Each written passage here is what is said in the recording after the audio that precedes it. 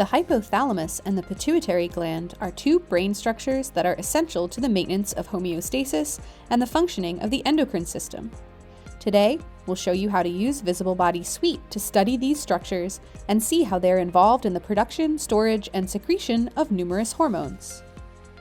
Let's start by bringing up the anatomy menu and organizing by system. We'll open the brain view in the nervous system to see the location of the hypothalamus.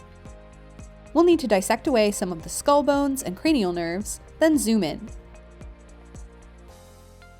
We can see that the hypothalamus is located just below the thalamus and just above the brainstem.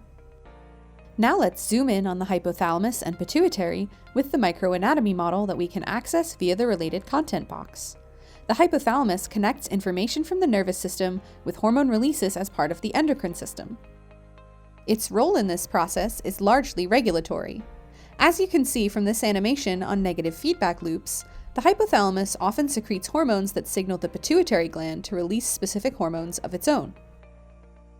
Back on the microanatomy model, we can highlight and tag the arcuate, supraoptic, and paraventricular nuclei of the hypothalamus.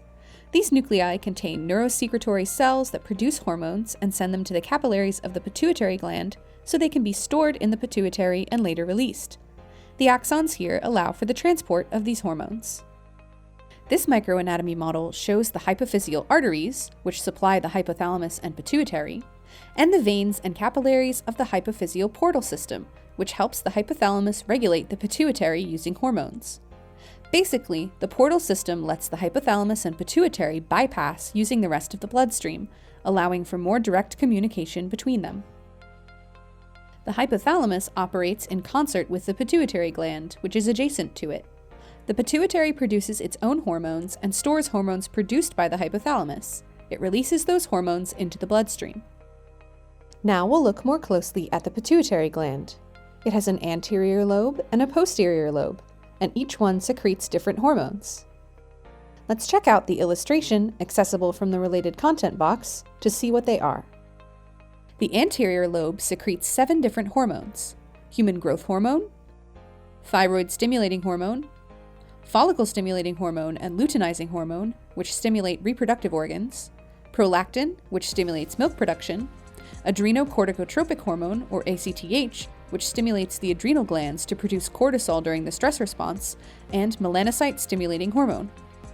The posterior lobe of the pituitary gland stores and secretes just 2 hormones: oxytocin, which stimulates smooth muscle contraction in the uterus during childbirth and stimulates milk production in the mammary glands, and antidiuretic hormone, or ADH, which helps decrease water loss in the body.